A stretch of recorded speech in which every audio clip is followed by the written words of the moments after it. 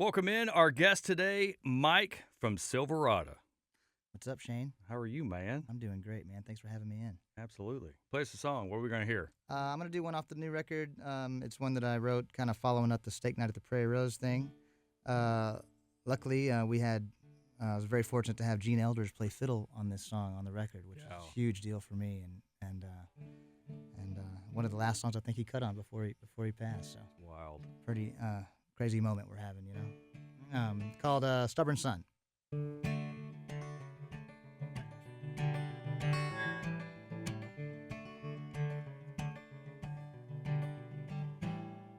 They all knew his name. He spoke the local language, had the right amount of starch in his Wrangler denim jeans. He played harder than he worked, and he voted like a victim. He's everything that they expect from me. He never rode no horse, but he was damn sure a cowboy, and he knew every word to London Homesick Blues.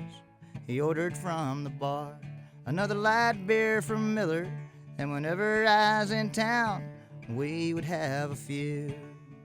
And he had all the answers and lines from Lonesome Dove, sitting right there on the tip of his tongue. It's true what they say, like father, like son. Texas as they come, Gary P. and Dr. Pepper. He's someone in Lukenbach, if you know what I mean. Sneaking me backstage at the rodeo in Houston. I was learning to live large and dream beyond my means. And he had all the answers and lines from Faded Love, sitting right there on the tip of his tongue. It's true what they say, like father, like son.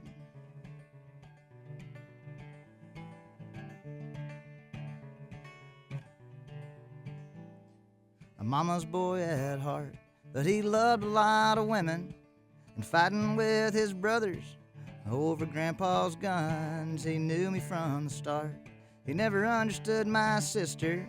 She's a distant daughter, and I'm a stubborn son.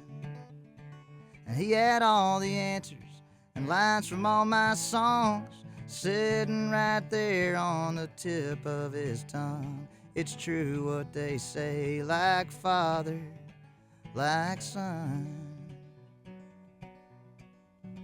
Yeah, it's true what they say, like father, like son.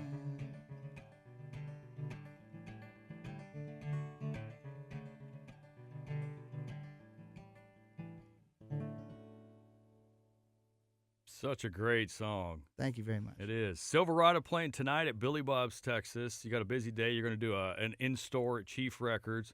How do you prepare for a show at a legendary venue like this? Man, it's just a lot of practice. It's in your first day, really? Man, it's this whole run that we've been doing. We did the Ryman earlier this a couple weeks ago, and we're doing Green tomorrow with Billy Bob's tonight. So you just kind of buckle in and let her rip, dude. Kind of just do what you know how to do. When you started this music thing, did you ever see like a run like that so quick? Oh man, unbelievable. Those are three venues that people dream of playing once in their life. It's incredible. And you've done it in within a year. I'm getting to do all this stuff, and it's like an annual thing, man. It's like I know I'm gonna do these things every year, and I get to have these big shows that whoever would have thought, tell teenage me this kind of stuff, you know what I mean? Right. We opened for the Wallflowers the other day. Like, what's going on, man? It's so wild. You talked to Jacob about his dad the whole time? Dude, I wish, man. Just feel weird. I was just happy he said, I'm glad you're here, but let's talk about your dad. It was cool, man. I watched him do it. He said my name. It was great. Wow. That just feels good. It's cool awesome. to open up for people that you're fans of. Oh, yeah, man. I mean, I couldn't wait to, see that show. I mean, Bringing Down the Horse is one of my favorite records of all time. Right. And, dude, to see them play that stuff live and I don't know, just be so close to it. it's palpable, the energy that those guys have, That shows what a fan of music you are, because a lot of bands that are headlining bands like you are like, I'm not opening for anybody. Dude. But there's some bands every now and then. Like, who else would you be okay with opening up for? I mean, like I really that dream show. I really want to open for Wilco really, really bad. Really? I Awesome. love Wilco. Yeah. I love Jeff Tweedy. Mm-hmm. I mean, a lot of off-the-wall things, we get to do a lot of the country band openers things, and I dig all that stuff, too. And, I want to open for George and stuff like that, too. Right. But these guys, I don't know. It's just I want to see what they do live. I want to see it happen. Right. I mean, you've listened to the records. Oh, yeah. dude. And yeah. to see it from side stage, even better. Come on. Right. Absolutely. You feel like a big dog for sure. I love it, man. So let's get the obligatory question out of the way. All right. Let's And do it. I'm sure you're tired of talking about it. So the name change. Since we have such a large audience listening right now, I want you to explain to folks why there was a change of the band name to Silverada. Well, we've been wanting to do it since almost the beginning. Really? Yeah, I mean, we've had the conversation so many times, and when it started, we were just kind of a dance hall band, and that's all. We didn't really know where it was going to go. Right. Yeah. We were trying to play the Broken Spoke. You know what I mean? It was like just kind of keeping it Austin, and which is cool because that kind of built who we are and stuff like that. But as the time went by, we just never really felt attached to that name, and we felt like we had grown out of it, and we continued to grow out of it. We kept making records that were pushing the boundaries of what we were doing. Right. And we made a record in London, and we did that Gary Stewart record, and all these things that were kind of off the wall and they were just felt heavier and more important than the name we were attached to. Kind of a kooky name. Absolutely. That's what you're saying, yeah. And we just wanted to, we just really wanted to do it. We didn't feel like we were attached to that name, and at the end of the day, we just wanted to stop having the conversation about when are we going to do this thing? When are we going to rip the Band-Aid off? Right. And we felt at this point that, we have such like this really great cultish fan base of people that, believe in us and know us as people and humans and they understand where we're coming from and hopefully where we're going. And so it gave us kind of the confidence that this is the time to rip the Band-Aid off and do it. So we just pulled the trigger and we're happy and we haven't really seen anything too bad about it, I anticipated any kind of discourse, right? But, well, as a fan, me being a fan too, like when you announce something like that, everybody's like, "Oh God, they're changing their music. They're doing something completely different." And then you guys release this album, we're like, "All right, we're good." Yeah, I think that shut most of that down. That was a big thing for me, and I knew that was going to be the case. Like when we put the record out, now people have something to attach it to, right? And they realize that, hey, man, we're not going anywhere. We're not changing anything. It's the same guys. We're making the same music. We just wanted to do it bigger and better and take it further, than we are right now. So no truth to the rumor that the Moonpie conglomerate served you with papers on stage one night. No, but the rumors are fine. Let the rumor mill flow. That was my favorite. I've seen people on our little chat wall talk about that. I'm like, dude. It's probably true. Just completely go with it. Let it go, those Moonpie guys. For sure, man. Yeah, like that's an oligarchy is what they are. That's exactly what happened. Yeah, sure. So like, how did you settle on that name? I'm sure there was like 100 names you guys threw out there. We did. I mean, there was several hundred of them. We have a text thread that's, unbelievable. There was things that we really wanted. We wanted one word. We wanted something simple. We kind of wanted our own word. And we kind of felt like, back in the day when we made the Cheap Silver record, Cheap Silver was actually a alternate band name before it was a record and before it was a song. Was it really? I wrote the song because we had it as a name. Mm-hmm. And so we wanted the Silver thing in there for sure. And we felt like kind of the two records that bookended this section of our career that we were the most proud of was the Cheap Silver record and the One to Grow On record. And One to Grow On was a lot about my 85 Chevy truck, what I mean? So we kind of just put all these things together and we felt like that really evoked who we had become. You say the word and I think it sounds more like us and you kind of get kind of what we're doing with that one singular word. And it sounds like a Texas thing, and we wanted to always be a Texas band, you know what I mean? So we just finally got 5 guys to pretty much agree on something. Yeah, I can see how hard that would be. Yeah, we landed on it. We're happy with it, and the logo looks great. So, do you remember the weirdest name that came out of that as a possibility? No, dude, I don't. I mean, I don't know if you say it, somebody's going like, "Oh, you guys should have picked that." Yeah, we should have done that. Yeah, for sure. Well, it made my other merch more valuable, though. Absolutely, it's all collector's items. The day we announced that, we sold so much merchandise. I bet you did. Way to clean out the closet, for sure, man. We're going to change our name again next year. Like Reckless Kelly going on a farewell tour for 3 years. Yeah, keep it coming, yeah. Yeah, we were talking to them, and Jay Naz, the drummer, was like, "Man, we should have done the farewell tour a long time ago. This is great." Yeah, I'm thinking that's next. So Radio Waves, love that song. Thank you have a you. line in that song that says Americana is a myth. Yeah. What's the thought process Well, behind you know, that it line? kinda Because be that one really taken- caught people. I don't know what it was. It did. I mean, that's the line that people come to me with, and you know, to me, it's kind of meant to be taken however you really want to take it, and a lot of the record itself is kind of meant to be that way. you Right. know? A lot of it was free writing that okay, this kind of makes sense to me, Mm-hmm. but you know, I've always had the argument against genres at all. You know, and Right. we've always been like a country band, you know, who hopefully find a place in Americana radio also, and all these things. You know, we want to cover the whole gamut. Right. And so to me, just it's kind of just an anti-genre idea. I don't have anything against Americana music or you know, I don't even Well, know you how have to an Americana I promoter mean, too. yeah, so of course. let's be I mean, let's you know, I'm not here to define it either. You know what I Right. mean? So we just thought we started as a country band, and we're a country band, and I just like writing the songs I like to write, and however they come out, and that's kind of what the record is about. Is we didn't chase any genre thing down, and we didn't chase our own band down. We just were chasing the songs, Right. and that's kind of why I think all genre could be a myth. It's just, you know, it's whatever's best for the song. What does And- Elvis say? There's two kinds of music: good music and bad music. That's I mean, right. really, that's Yeah, what it is, for and sure. it's subjective to whoever you are. Absolutely, man, and I think that you know you can read into that as far as you want to, as far as the line goes, but a lot of the stuff in the song kind of explains it anyway. So Right, I yeah. think, I think it. Takes I care don't of know itself. what it was, man, but like for some reason that line, everybody whoa, Oh, all yeah. right, he Yeah. hates Americana. Yeah, I mean, Like- hey, if it sells records, that's great. Right, Yeah. exactly.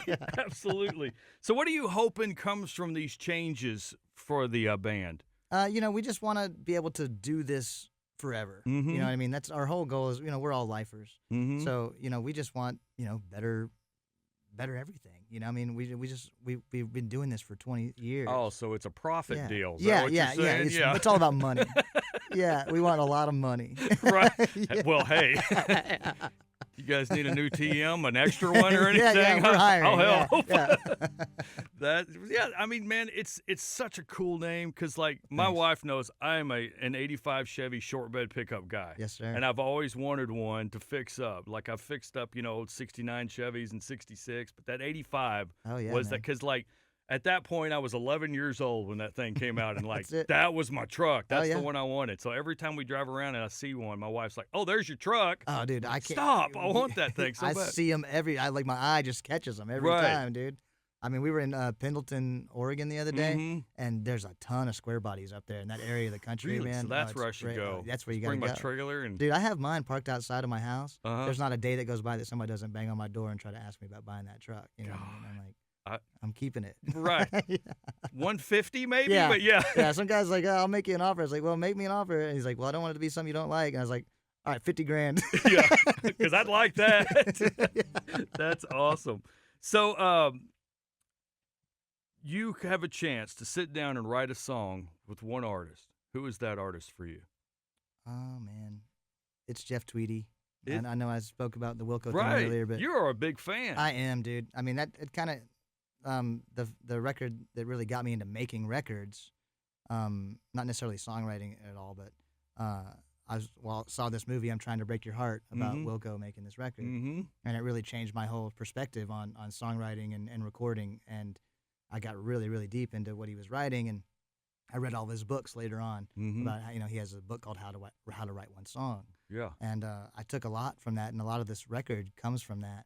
And I learned a lot about writing and different techniques and stuff like that. So I think I'd like to bounce things back and forth with him and see Right. if I'm on the right path. So how is it that you write songs? Are you a guy that has to schedule out a time, or does it just come to you and then the whole world stops? I kind of have, just because of my life, I have to schedule, Mm-hmm. you know.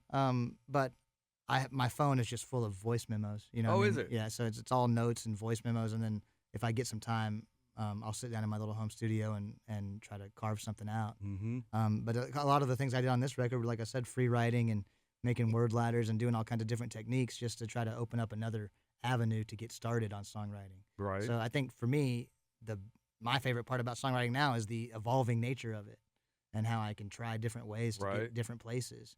And, you know, there's different – a lot of times I'm very direct in what I'm saying in my songs. Mm-hmm. And on this record especially, I was trying to get a little bit away from that and be a little bit more ethereal about what I was writing. And, Right. And I think I found some good ways to get around it. So we'll see what happens on the next one. You made a lot of lines that people thought about. That's spoke right. up about. Yeah. So it did well. So when you're going into a record, how many songs do you usually have written for you to whittle down from? I think we went into this record with probably 15 to 20 songs. Mm-hmm. And I think every record we've had probably 5 or 6 in the can that we didn't use, which we'll save. And I think maybe this record, one song or two was from a previous session that I rewrote again, something like that. So most of those songs will get used at some point down the line. You get that big record label deal, and then For you sure. have to make an album. Like, I got all these Yeah, unreleased. Here that's we already go. done. Here we go. Yeah. How many you want? Those Yeah. are the best. Aren't they? For sure. That's awesome. Well, Mike, Billy Bob's tonight. What's the set list like? It's a lot of the new record. It's got to be hard to choose, man, because you It's a guys have lot. so many songs now. I know, man. But it's great, dude. I mean, we're like 9 albums in or something. Yeah. So, Well, it's been 17 years, 16, Yeah. 17 years now. Isn't that crazy Yeah, to think it's about wild, that? dude. I mean, you started when you were 3. That's really nice. Yeah, I know. Yeah, it's been great though, man. I mean, we're really happy with this record, and we like playing this stuff live. So it's a lot of this stuff. I bet. It's kind of the hits and then the new record, really. Mhm. And it's just, it's interesting to us right now. And a lot of the record is really hitting hard live, even for people who hadn't heard it before. Saw you guys at the Syndicate Smoke Down Yeah. here in Fort Worth, and man, that was an unbelievable show. Oh, well, thanks, Like, man. I love Shayne Smith and the Saints, but I felt sorry for him. Like, they had to really, really bring it. Well, thanks, man. Yeah, that was fun, dude. And That was a and- great lineup. But yeah, that was And, just you guys have always been that way. Small stage at Larry Joe's Yeah. festival. I mean, it's just like it's a moment you don't want to miss. Yeah. It's always been that way with you guys. Well, we're out there fighting for it, man. You are. Well, you're winning, man. Well, thanks, you are. man. You have some loyal fans on this radio Absolutely. station. Yeah, man. Well, Like, thank you for they that. get angry if I don't play one of y'all's songs in my show. Hey, we haven't heard a Silverada song the whole time. I was gonna say, dude, everybody knows all the words to Anywhere But Here around here. Right? That's great. Yeah, they do. Yeah. They'll be singing them back to you tonight. Absolutely, man. Well, how about one more song, Mike? Yeah, sure. I'll do something else off the record. I wrote this one. I kind of got back to writing songs about the road because that's what we do, and that's what I know the most about. So this one's kind of all true stories that were years on the road. It's called Loadout. I love this one.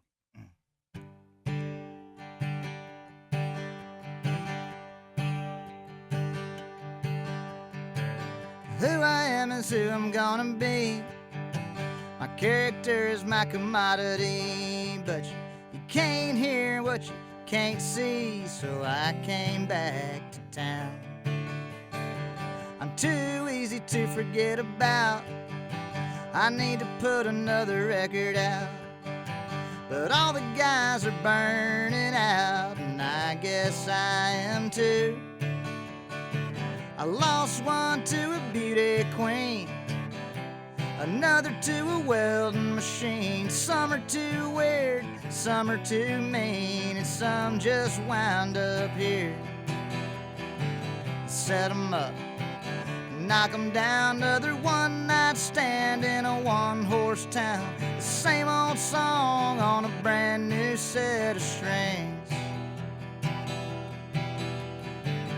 Ain't that what it's all about? Load in, load out.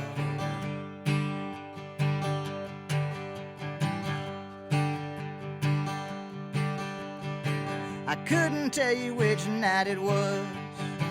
I couldn't tell you who brought it up. But I was drinking in the back of the bus while everyone broke down.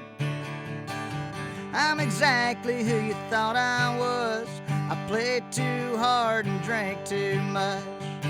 I might have let it get the best of us, but no one slowed me down. I'm still trying to get the mixture right. More ice and less Sprite. If I remember the words tonight, I ought to write that one down. Set 'em up, knock 'em down, another one-night stand in a one-horse town. The same old song on a brand new set of strings. Ain't that what it's all about? Load in, load out.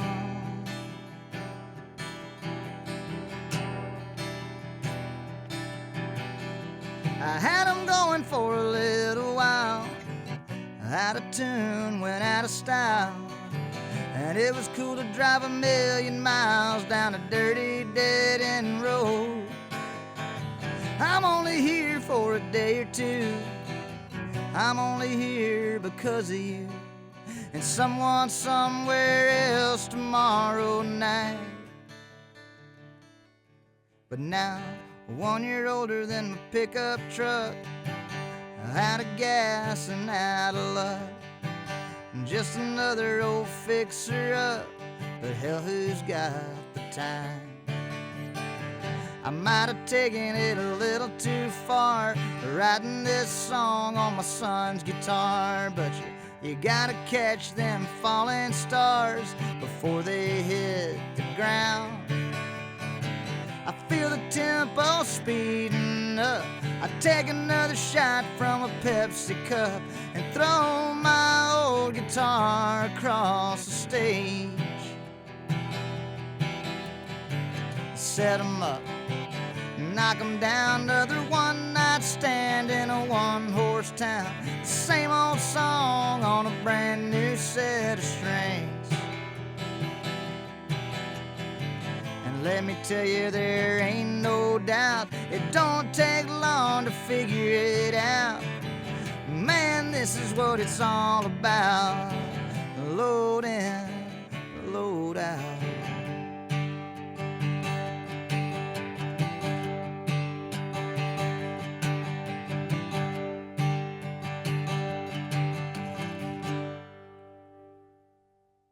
Nicely done, sir. Nicely done. Thank you, buddy. Mike from Silverada, thank you so much for hanging out with us here on the ranch. Best of luck to you tonight and down the road, and can't wait to hear the next album. It's coming out next month, right? Yeah, that's it. Let's do another one. Just go, go, go, go, go. Oh, my gosh, yeah. So, like, where are you after this weekend? Man, we start like our whole national tour. We go home for a week, and then we're doing both coasts. We're doing the Midwest. It's all over the place. We're on the road the rest of the year, man. So Well, congratulations to that. Thank you. Best Yeah, of luck to you. Be safe. No Thank you. blowouts. We'll be all good. That's it. That's what's gonna happen. It always does, doesn't That's right, Shayne. Thank you, Mike. Appreciate Thank you, buddy. buddy.